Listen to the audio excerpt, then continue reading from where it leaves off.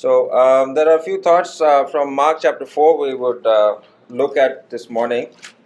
मार्कुस का 4 अध्याय से हम लोग इस सुबह को देखेंगे And it's a lengthy passage, but for time's sake, we'll read from chapter 4, verses 1 to 11. ये 4 अध्याय थोड़ा लंबा है, फिर भी हम लोग टाइम कम करने के लिए कुछ अध्याय को हम लोग 1 से 11 तक पढ़ेंगे। वह फिर झील के किनारे उपदेश देने लगा और ऐसी बड़ी भीड़ उसके पास इकट्ठी हो गई कि वह झील में एक नाव पर चढ़ कर बैठ गया और सारी भीड़ भूमि पर झील के किनारे खड़ी रही और वह उन्हें दृष्टांतों में बहुत सी बातें सिखाने लगा और अपने उपदेश में उनसे कहा, सुनो, देखो, एक बोने वाला बीज बोने के लिए निकला और बोते समय कुछ तो मार्ग के किनारे गिरा और पक्षियों ने आकर उसे चुग लिया और कुछ पथरीली भूमि पर गिरा जहाँ उसको बहुत मिट्टी ना मिली और गहरी मिट्टी ना मिलने के कारण जल्द उग आया और जब सूर्य निकला तो जल गया और जड़ ना पकड़ने के कारण सूख गया और कुछ तो झाड़ियों में गिरा और झाड़ियों ने बढ़कर उसे दबा दिया और वह फल न लाया, परंतु कुछ अच्छी भूमि पर गिरा और वह उगा और बढ़कर फलवंत हुआ और कोई 30 गुना, कोई 60 गुना, और कोई 100 गुना फल लाया। और उसने कहा, जिसके पास सुनने के लिए कान हो वह सुन ले। जब वह अकेला रह गया तो उसके साथियों ने उस 12 समेत उससे इस दृष्टांतों के विषय में पूछा। उसने उससे कहा, तुमको तो परमेश्वर के राज्य के भेद की समझ दी गई है, परंतु बाहर वालों के लिए सब बातें दृष्टांतों में होती है। Thank you, brother. May God bless the reading of His word. परमेश्वर इस वचन पढ़े जाने में आशीष दे। Now, in the first verse, we read that a large crowd came to the Lord Jesus Christ. पहले अध्याय में हम लोग देखा कि बहुत सारा भीड़ प्रभु यीशु मसीह के सामने आया And He is sitting by the sea. और झील के किनारे, समुद्र के किनारे बैठे हुए थे। And here He is talking in parables. और यहाँ एक दृष्टांतों में प्रभु यीशु मसीह बोल रहे हैं। Now there are 4 parables mentioned in this chapter. और यहाँ पे 4 दृष्टांत को बताया गया है। And the Lord Jesus Christ is talking in parables for a very specific reason. और प्रभु यीशु मसीह ये दृष्टांतों को इस वजह से बता रहे हैं कि इसमें कुछ रहस्य है, कुछ जरूरी है इसमें। And that is what we see in verse 11. It says, to you has been given the mystery of the kingdom of God, but those who are outside get everything in parables. और 11 में जब हम लोग देखते हैं कि तुम लोगों को परमेश्वर के राज्य का भेद दिया गया है, लेकिन बाहर वाले को लिए ये दृष्टांत में बोला जाएगा। So the Lord is revealing to the believers certain mysteries. और प्रभु यीशु मसीह कुछ जो रहस्य है उसको प्रकाश में ला रहे हैं। Now it's not like mysteries as we think today. लेकिन जिस प्रकार आज हम लोग रहस्य समझते, ऐसा रहस्य नहीं है। Mystery simply means something that was hidden before is being revealed. ऐसा रहस्य जो पहले छिपाया गया था, बाद में उसे दिखाया गया। Now, if I reveal what is in my pocket, okay, you can see there is a phone in my pocket and there are keys in my pocket. I just revealed what was hidden. और जब मेरा pocket में क्या है उसको मैंने निकाला और दिखाया, वो फोन था और एक चाबी है। So that's exactly what the Lord Jesus Christ, He is revealing what was hidden. इसी प्रकार से प्रभु यीशु मसीह भी कर रहे हैं कि जिस प्रकार से छिपाया गया था उसको बाहर निकाल रहे हैं, उसको दिखा रहे हैं। And who is getting that revelation? और ये प्रकाश किसको मिल रहा है? It is to the believers. ये विश्वासी लोगों के लिए ये प्रकाश है। But if you see that one more reason why that the Lord Jesus Christ was talking in parables.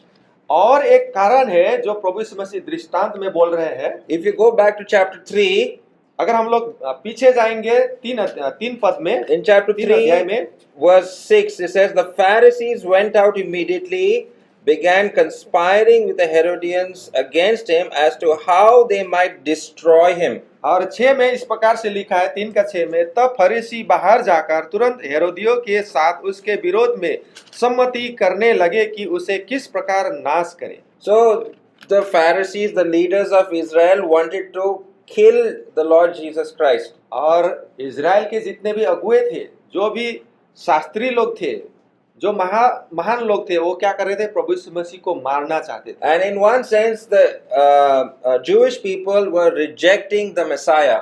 और इसमें हम लोग समझ सकते हैं कि यहूदी लोग प्रभु यीशु मसीह को जो मसीहा है उसको इनकार कर रहे हैं। But when we look at verse 1, chapter 4, verse 1, when he began to teach by the sea, जब प्रभु यीशु मसीह, जब हम लोग 4:1 में जब देखते हैं कि जब उसने शुरू किया कि समुद्र के किनारे जब वो शिक्षा दे रहे थे, the sea is a picture of the Gentile world.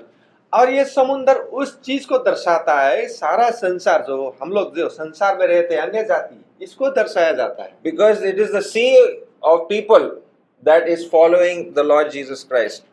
और यही प्रकार से जो दर्शाया गया समुद्र, वही समुद्र आज क्या कर रहा है, प्रभु यीशु मसीह को क्या कर रहा है, पीछे कर रहा है, उनके पीछे चल रहा है। Yeah, wherever sea is mentioned in the New Testament, it is a picture of the Gentiles coming to faith. और ये जो समुद्र जो दिखाया गया है, अन्य जाति जो प्रभु में आने वाले हैं, इनको दिखाया गया है। Now, in chapter 4, verse 3, it says, it's very interesting the way that that verse says. It says, listen to this, behold, the sower went to sow. अब 3 में देखते हैं कि सुनो, देखो, एक बोने वाला बीज बोने के लिए निकला। There are two things the Lord Jesus Christ is saying, listen and behold. और यहाँ पे हम लोग 2 चीज देख रहे थे कि सुनो और देखो। So the Lord Jesus Christ is using a parable or a story to stress a certain point. प्रभु यीशु मसीह यहाँ पे जो दृष्टांत जो बोल रहे हैं, उसको कुछ ध्यान आकर्षित करने के लिए कुछ बोल रहे हैं। Something very important he wants to tell. कुछ तो रहस्य, कुछ ऐसा खास है जो वो बोलना चाहते हैं। And what is that very important thing? और वो ऐसा खास क्या है?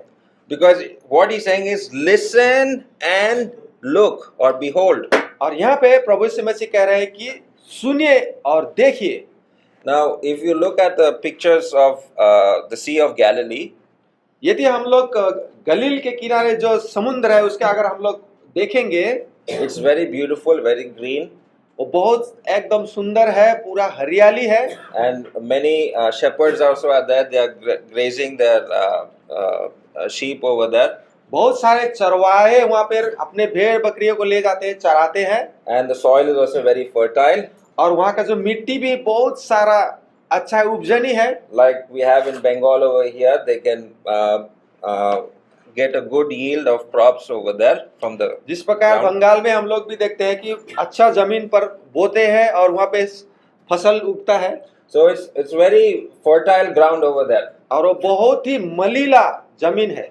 And so when the Lord Jesus Christ is saying, look, और प्रभु यीशु मसीह कह रहा है कि देखो, perhaps they could see one farmer is throwing some seeds in the ground. और यहाँ पे बोल रहा है कि एक किसान क्या कर रहा है, किस बीज को क्या रहा है, वो बो रहा है। So from that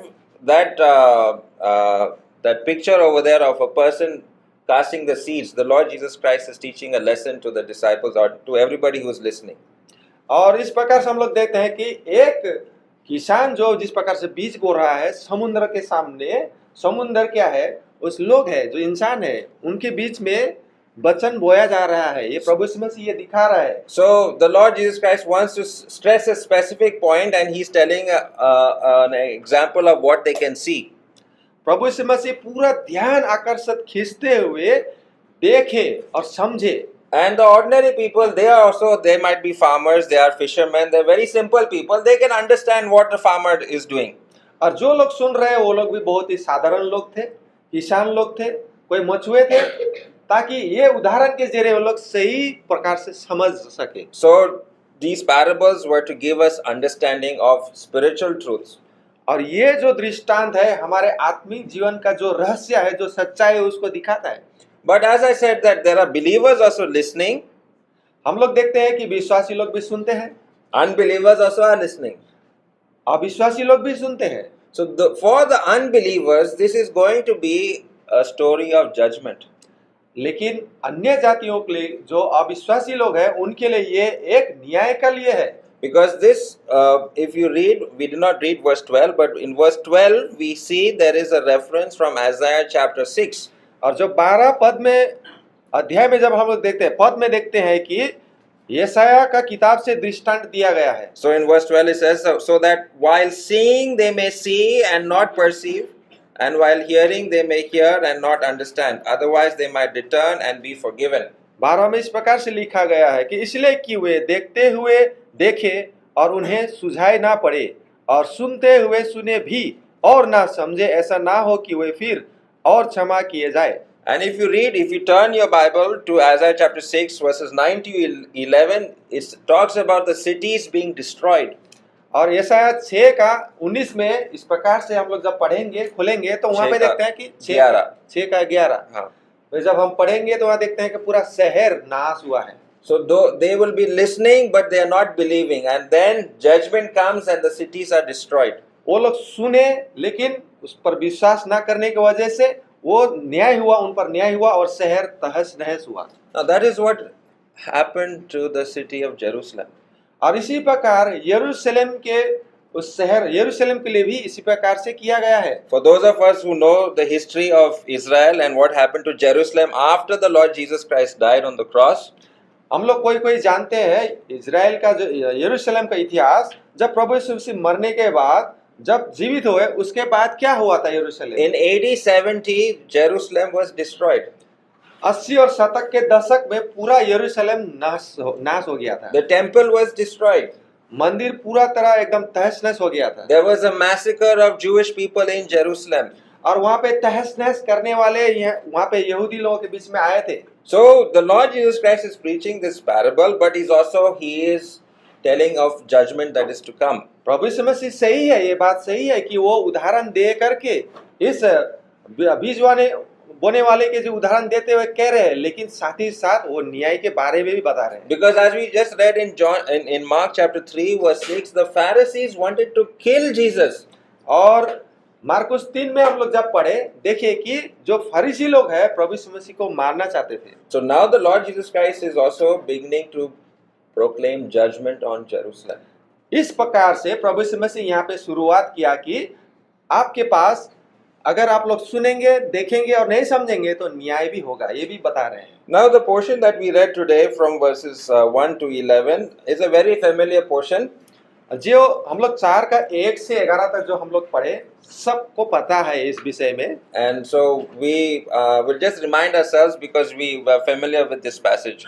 आज हम लोग इसको फिर से एक बार देखेंगे यादगार के लिए, फिर और थोड़ा ताजगी हो जाए। Now the soil that we see where the farmer is throwing the seed, जिस मिट्टी पर जो किसान जो बीज बो रहा है, there are basically 4 kinds of soil. और हम लोग देखते हैं कि 4 प्रकार के मिट्टी होते हैं। And what does this soil signify? और ये जो मिट्टी है क्या चीज को दर्शाता है? It signifies our heart. और ये विशेष करके हमारे हृदय को दिखाता है। So there are 4 kinds of hearts over here, you can say. अगर हम लोग कहें तो समझने के लिए 4 प्रकार के हृदय होते हैं। So when we look at this, we need to examine which kind of heart or soil am I. जब हम लोग ये पढ़ते हैं तो अपने आप को जांच ले कि हम किस प्रकार का हृदय है और किस प्रकार का मिट्टी है। Okay, in verse 4 we have the first kind of soil. पहले 4 का 4 में जब हम लोग देखें, पहले जो मिट्टी है और बोते समय कुछ तो मार्ग के किनारे गिरे और पक्षियों ने आकर उसे चुग लिया। Okay, I want the children also to pay attention. Okay, if you have your Bible, make sure it's open. Okay, Mark chapter 4 verse 4, and you can mark there the first kind of soil. The first soil is what soil? Can you please, children, can you all answer? What is the first kind of soil over there? आप लोग बोल सकते हैं किस प्रकार का मिट्टी है ये? 4 का 4 में मार्ग के किनारे वाले। Yes, Persis got the answer. By the wayside, correct. By the wayside, it's the road. रास्ता के किनारे वाले मिट्टी। Okay, so on the road, can we sow seeds? रास्ता के बीच, रास्ता में हम लोग क्या ये बीज बो सकते हैं क्या? Have you seen any farmer sowing seed on the road? किसी किसान को आप लोग ने देखा है जो बीज बो रहा है रास्ता में, रोड में? No, the farmer cannot sow seed on the road. पूरा रास्ता में, जो मेन रास्ता में, वहाँ पे कोई भी ऐसा किसान नहीं है जो वहाँ पे बीज बो सकता है। And what comes to the roadside and takes the seed? लेकिन ये रास्ता के किनार वाला जो मिट्टी है ये क्या है ऐसा? See verse 15, what comes to the road and takes away the seed? 15 में देखिए, Come on, tell me the answer. Yes. Look at verse 15. What is taking the seed from the road? Satan. Yes. Satan is coming and taking the seed. जो किनार में जो बोया जाता है वो जो मिट्टी है वहां पे जल्द से जल्द क्या होता है, वहां पे संभव रहता है कि शैतान बीज को चुरा ले जाए। But when you see in verse 4, the Lord Jesus Christ, when he's talking to the whole people, he doesn't say Satan. लेकिन 4 में जब हम लोग देखते हैं तो प्रभु यीशु मसीह ने पूरा बताया लेकिन शैतान के बारे में नहीं बताया। What does he say there? Instead of Satan, what does he say? The birds come there. लेकिन वहां पे क्या बताया गया? पक्षी। Okay. पक्षी आया। So now remember this. Bird means Satan. ये चीज को याद रखे कि चिड़िया माने शैतान। In this parable, okay? ये दृष्टांत में। Okay, so the bird comes and picks away whatever seed is being sown over there. All right, so that's the first soil. ये पहले जमीन है, जो पहले मिट्टी है जहाँ पे हम लोग देख रहे थे कि रास्ता के किनार में है। Now the second kind of soil is in verse 5. Can somebody tell me what is the second kind of soil over there? दूसरा मिट्टी कैसा है बता सकते हैं कोई? 5 में है, बच्चे से लेकर के बुजुर्ग तक कोई भी लोग जवाब दे सकते हैं। Stony ground. हाँ, पथरीली भूमि। Okay, the stony ground. Now what is the problem with the stony ground? ये समस्या क्या है पथरीली जमीन में? See in verse 17, what is the problem in in the stony ground? Verse 17. 17 अध्याय में देखिए, ये पथरीली जमीन के बारे में बताया गया है। वचन सुनकर आनंद से ग्रहण करते, okay, they receive it, but what is the problem? What causes stops the growth over there? No root. यहाँ पे 17 में इसका कारण बताया गया है कि उसका जड़ नहीं रहता है। Okay, there is no firm root. नीचे उसका जड़ नहीं रहता है। So that's the second problem over here. ये दूसरा समस्या है जो दूसरा जमीन जो मिट्टी के पास है। Okay, so we saw two soils. The first one is the road.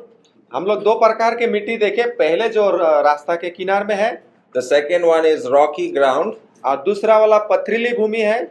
And in the rocky ground also the farmer cannot sow seeds. और पथरीली जमीन पर भी किसान बीज नहीं बो सकते हैं।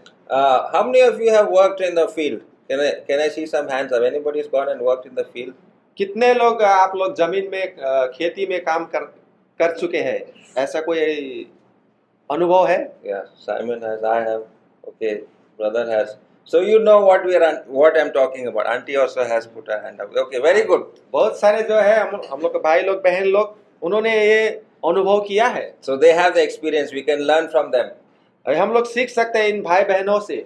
Okay, so if there are rocks in that ground, what do we do? यदि इस मिट्टी पर अगर पत्थर है तो हम लोग क्या करें? What would we have to do? If we wanted to sow the seeds over there, what do we have to do? हम लोग को क्या करना चाहिए? वहाँ पे बीज बोना चाहिए? Yeah, remove the stones from there. पत्थर को हटाना है। And these stones are stumbling blocks for people to believe. और ये पत्थर जो है रास्ता का रोड जो है ब्लॉक करने वाला, माने रास्ता बंद करने वाला जैसा है। So in many of our lives, in our families, perhaps there are stumbling blocks, things that are stopping us from going to meetings, to having fellowship with believers. और ऐसे हमारे परिवार में भी हो सकता है, ऐसे रास्ता खड़ा हो सकता है, ऐसा पत्थर जो हमें प्रभु के सामने जाने से रोक सकता है, सेवा में जाने से रोक सकता है। Okay, so the third kind of soil we will see in verse 7. और 7 में देखेंगे हम लोग तीसरे जो मिट्टी है उसके बारे में। What is this kind of soil? Yes. Thorny soil. Very good. झाड़ियाँ। Okay, there are many thorns. बहुत सारे कांटे वाले। How many of you have had your foot poked by a thorn? ऐसा कोई है जो जिसके पैर पर कांटे चुभे हैं? Well, Stephen plays football, so I think while playing football he got hurt with a thorn, or just walking on the road. Football. While playing football he got hurt with a thorn. Stephen जो हम लोग का भाई है, बेटा है, उसका पैर में जब फुटबॉल खेलते समय क्या हुआ था? चुभ गया था। So thorns can hurt. और ये कांटा हमें दुख दे सकता है। And in that kind of a soil also we cannot sow any seed. और ऐसे कांटे वाले मिट्टी में भी हम लोग बीज नहीं बो सकते हैं। But in verse 19 we can understand what are those thorns. और इस कांटे को समझने के लिए हम लोग 19 पद में जब हम लोग देखेंगे तो वहां पे बताया गया है। Read verse 19. 19 को हम लोग पढ़ रहे हैं। और संसार की चिंता और धन का धोखा और वस्तुओं का लोभ उनमें समाकर वचन को दबा देता है और वह निष्फल रह जाता है। Okay, so there are three things over here that causes or obstructs the growth of the seed. और यहाँ पे 3 चीज ऐसा है जो रुकावटें डालता है बीज को उगने से। The first one is the worries of the world. पहले वाला है जो संसार का चिंता। The second one is the deceitfulness of riches. और वो धोखा देने वाला धन के बारे में। And the third one is the desires of other things.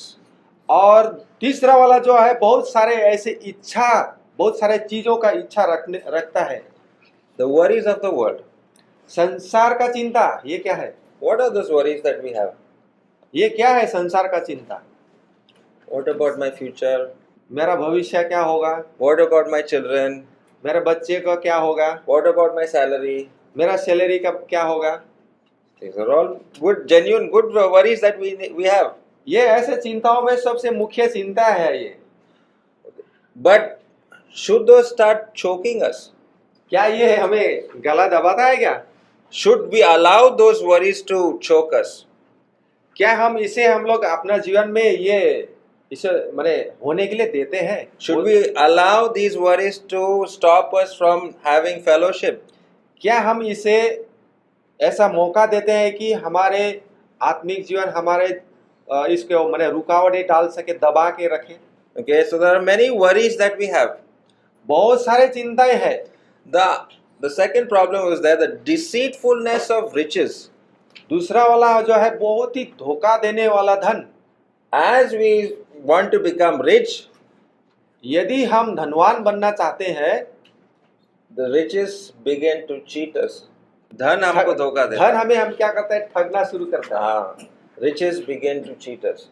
धन हमें क्या करता है? ठगना शुरू करता है। Because we feel if we have more money, और हम लोग सोचते हैं, हम लोग ऐसा महसूस करते हैं हमारे पास बहुत पैसा है, I can buy a better car.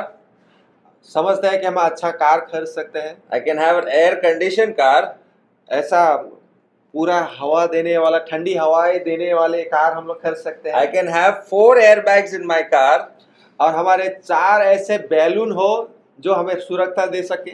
Yeah, because just a few days back, the Mistry, what Mistry? Cyrus Mistry died in a car accident. 7 balloon.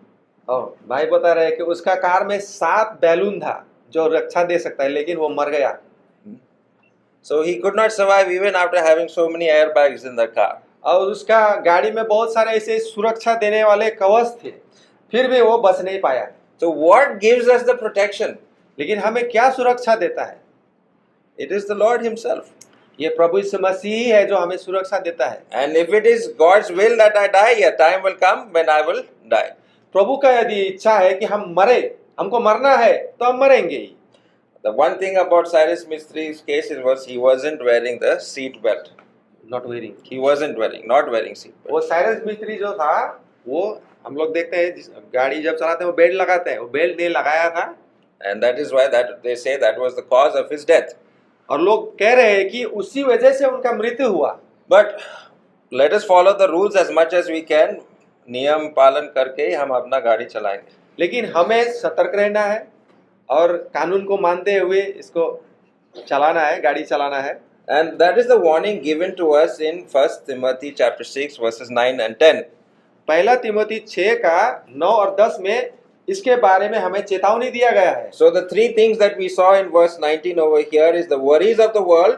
और मार्कुस 4 का 19 में हम लोग देख रहे थे कि 3 चीज जो हमें संसार में बहुत सारे चिंताएं भावनाएं हैं जो ये हमें ये रुकावटें डालता है। Deceitfulness of riches धन का ये धोखेधड़ी and the desires of other things. और बहुत सारी इच्छा रखना So these are the problems that are causing stopping the growth of the seed.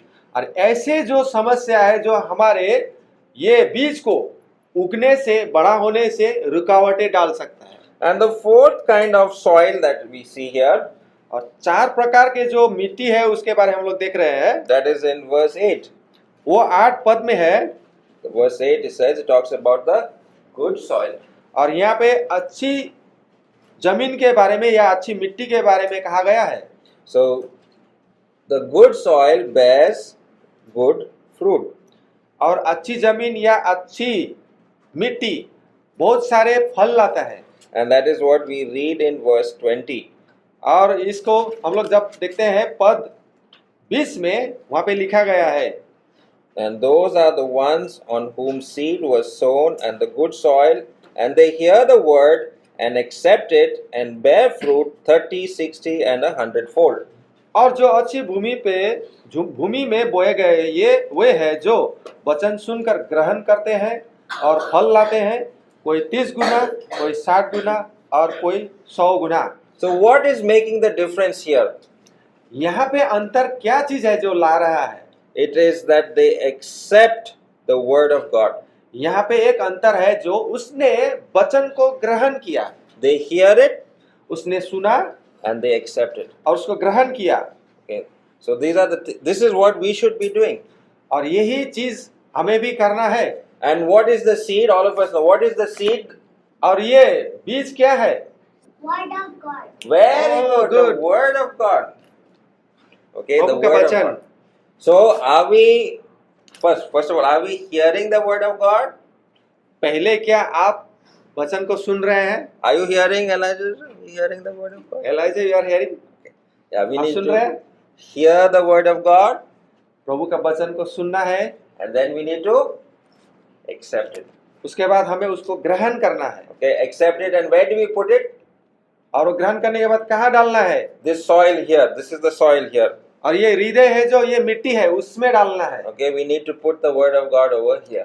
प्रभु यीशु मसीह का वचन को हमें इस मिट्टी पर, इस हृदय पे डालना है। And when it is sown here, अगर इस मिट्टी पर अगर बीज को बोया जाएगा, वचन को बोया जाएगा, then we will see the fruit.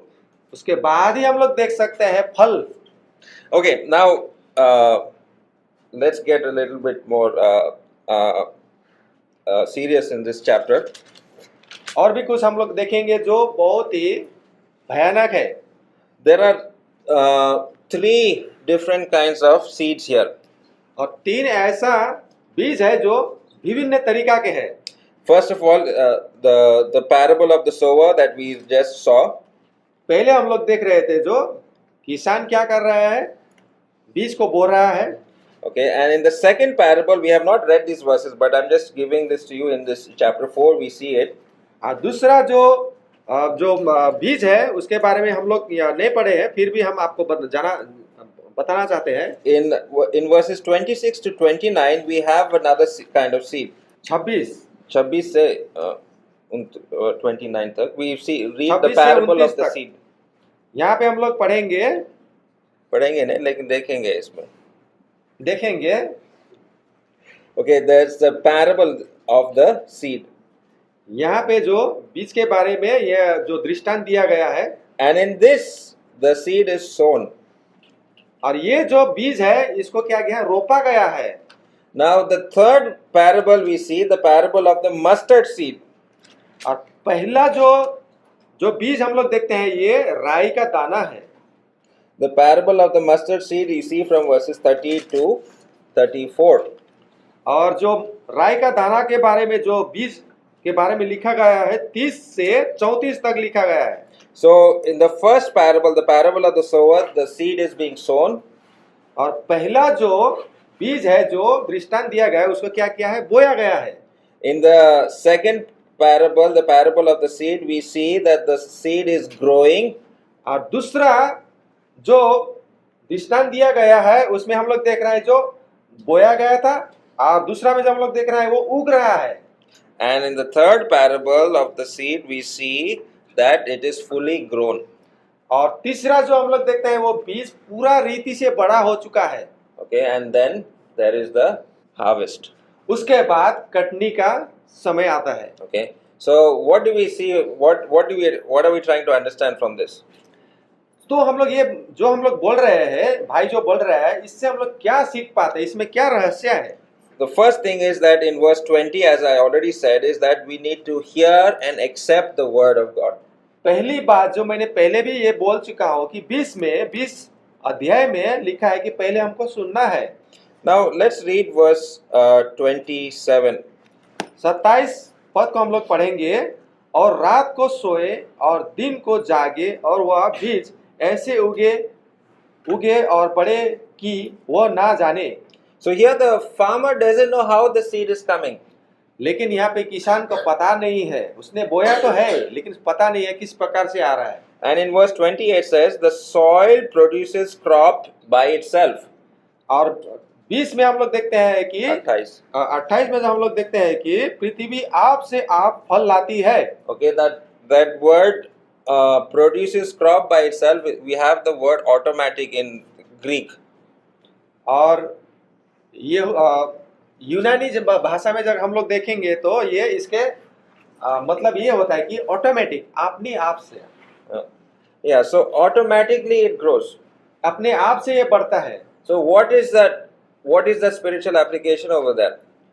यहाँ पे आत्मिक शिक्षा क्या हो सकता है? Yeah, once you receive the word, जब हम प्रभु का वचन को जब ग्रहण कर लेते हैं, God makes it grow inside your heart. परमेश्वर ही खुद उसको उगाता है, बड़ा करता है। You can't do anything. आप कुछ नहीं कर सकते हैं। Just like our salvation is, you can't do anything to be saved. जैसे हमारे उद्धार के बारे में हम खुद से नहीं बच सकते हैं, वो प्रभु परमेश्वर का वो काम है। It is only your belief. ये आपका विश्वास है कि वो आपको उद्धार देगा। And in verse, the third one that we see, और तीसरा वाला जो हम लोग देखते हैं in verse 32, 32 में, परंतु जब बोया गया तो उगकर सब साग पात से बड़ा हो जाता है और उसकी ऐसी बड़ी झाड़ियां निकलती है कि आकाश के पक्षी उसकी छाया में बसेरा कर सकते हैं। okay, now remember, what are the birds? अब चिड़िया हम लोग पहले क्या बोले थे? Satan.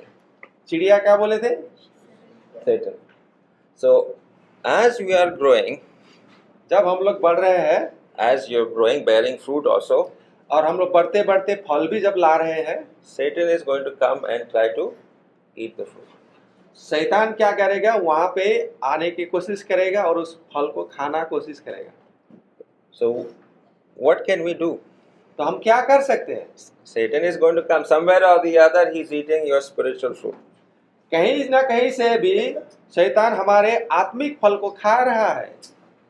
We cannot stop it, हम उसको रोक भी नहीं सकते हैं, but we need to become aware of it.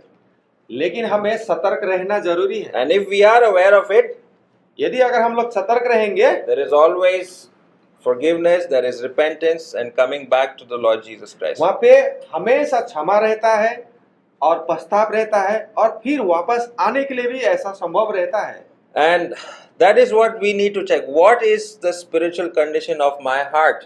और यही चीज को आज हम लोग ध्यान पूर्वक देखें कि हमारा अवस्था क्या है, आत्मिक जीवन का अवस्था क्या है। Remember those three things we saw in verse 19. इसको याद रखें कि हम लोग 3 चीज हम लोग देखे हैं। The worries of this world, संसार का चिंता, the deceitfulness of riches, धन का धोखेधाड़ी, the desires of other things. और बहुत सारे चीजों का इच्छा रखना, Those can become problems from and stop us from spiritual growth. ऐसे चीज क्या करेंगे? हमारे आत्मिक जीवन में रुकावटें डाल सकता है। So we need to be very careful. What is stopping my spiritual growth? आज हमें सावधान रहना है कि मेरा आत्मिक जीवन को क्या चीज ऐसा है जो रोक रहा है। Now there is another parable here that we did not look at, दूसरा और भी एक दृष्टांत है, उसको बारे में हम लोग नहीं देखे हैं, and that is from verses 21 to 25. वो है 20 से 25 तक। And there we have the parable of a candle under a bushel. और यहाँ पे हम लोग देखते हैं कि एक मोमबत्ती के है और दूसरा, So let's read verse 21. 21 में पढ़ते हैं। और उसने उनसे कहा, क्या दिए को इसलिए लाते हैं कि पैमाने या खाट के नीचे रखा जाए, क्या इसलिए नहीं कि दीपक दीवट पर रखा जाए? Okay, so where do we put a lamp? ये जो बत्ती है हम लोग कहाँ पे रखते हैं? Now we are talking about the olden days where we had fire burning. पुराने दिनों में हम लोग देखते हैं कि आग को जला के रखते थे। I'm sure all of us have seen the kerosene lamps. आप लोग ने देखा होगा जो मिट्टी का तेल से जलाते थे। How many of you have used or still have it in your house? Put your hands up. आज आपका घर में है, Yeah, आप बहुत सारे भाई बहनों के घर में है। Yeah. So when electricity goes, we take out that and try to light it. जब लाइन नहीं रहता है तब हम लोग उसको इस्तेमाल करते हैं। So what is the uniqueness of that lamp? उसका महत्वपूर्ण क्या चीज है उसमें? Now if I put a bowl over that lamp, what would happen? यदि अगर उस बाटी। बत्ती के ऊपर में अगर एक बाटी को रख देंगे तो क्या होगा? It will go off. वो बंद हो जाएगा, जलेगा नहीं। If I put it under my sofa set, all of you have nice sofa sets in your house, I know that. If I put it under the sofa set, what would happen? यदि उस बत्ती को अगर sofa के नीचे रखेंगे तो क्या होगा? Yes, very good. It will burn the sofa. इधर से आवाज मिला कि वो क्या होगा? जल जाएगा। The sofa will burn, chairs will burn, and the whole house will start burning. Sofa जलेगा, चेयर जलेगा, घर भी जलना शुरू होगा। Where do we put that lamp? लेकिन उस बत्ती को हम लोग कहाँ पे रखें? On a high place, on a table we'll put it. ऊंचे जगह में हमें रखना चाहिए। And that is where everybody can see. और उस ऊंची जगह में रखने का कारण ये है कि सब लोग उसको देख पाए। And that is what our life has to be like.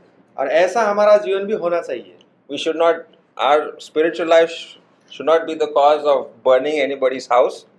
हमारा आत्मिक जीवन किसी का घर को ना जला दे, ऐसा ना होना चाहिए। Yeah, we should not be overzealous and cause harm to anyone. ऐसा आत्मिक बन जाए कि दूसरों को पूरा परेशानी हो जाए। Nor should we allow that to go off by putting a bowl over it. और ऐसा भी हमें देखना है कि किसी वस्तु से उसको ना ढका जाए। But it has to be cleaned, and if it is clean and there is kerosene, then it will keep burning. लेकिन इस साफ सुथरा रहे और ये हमेशा जलते रहे। And that oil is the Spirit of God. और ये जो तेल है ये क्या है? पवित्र आत्मा है, परमेश्वर का आत्मा है। So the Word of God and the Spirit of God will make that light burn. प्रभु का वचन और पवित्र आत्मा जो है हमें क्या क्या वो जलने के लिए सामर्थ्य देगा। But there is one warning there in that parable. लेकिन वहाँ पे एक चेतावनी दिया गया है इस दृष्टांत में। In verse 24, 24 में हम लोग देखेंगे, take care what you listen to. फिर उसने उनसे कहा, चौकस रहो कि क्या सुनते हो। Okay. Take care what you listen to. ध्यान दीजिए ये चीज को कि क्या आप लोग क्या सुन रहे हैं। There are so many things that we can get lost by listening to in this world today. संसार में से बहुत सारे ऐसे चीजें हैं जो उसको सुनते सुनते हम लोग संसार में खो सकते हैं। Can some of us name some of those radio apps that we have? किसी को पता है? वो अभी तो एप्स बोलते हैं। Spotify. रेडियो में What else? There are many बहुत सारे things radio that we learn. मिर्ची है।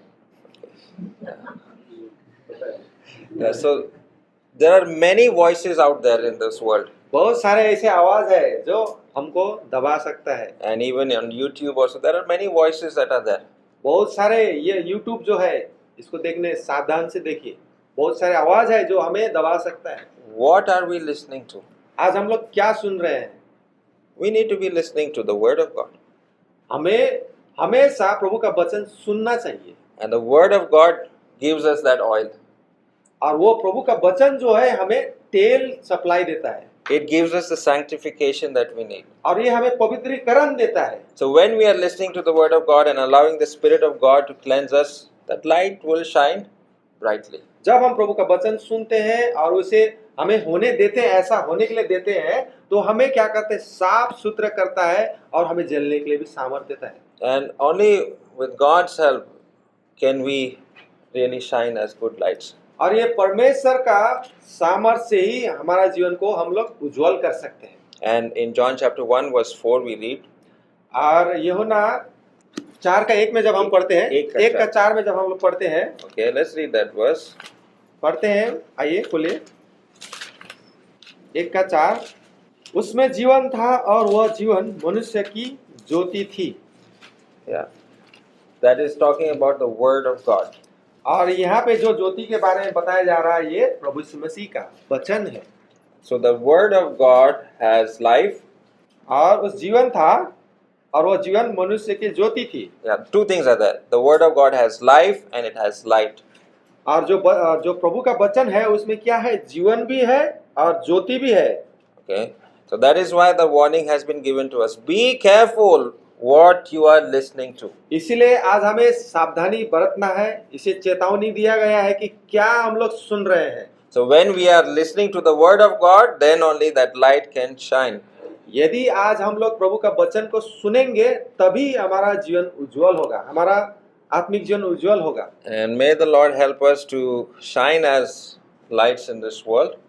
प्रभु हमें सहायता करे कि इस संसार में इसी प्रकार से हमारा जो उज्जवल है, जो उजाला है, हमेशा ज्योति देते रहे। And also let us check what kind of soil my heart is. और हमेशा ध्यान रखना चाहिए कि हम किस प्रकार के मिट्टी है। And not be choked by the worries and the deceitfulness of riches and the want of other things. और हमारे हृदय को, इस मिट्टी को उस चीज़ों से ना भरे जो संसार के चिंता, फिक्री है, बहुत सारे ऐसा चीज़ें जो बताया गया उनके बारे हम लोग सोचते रहे। May the Lord's name be glorified. इस वचन में परमेश्वर का महिमा होने पाए। Thank you.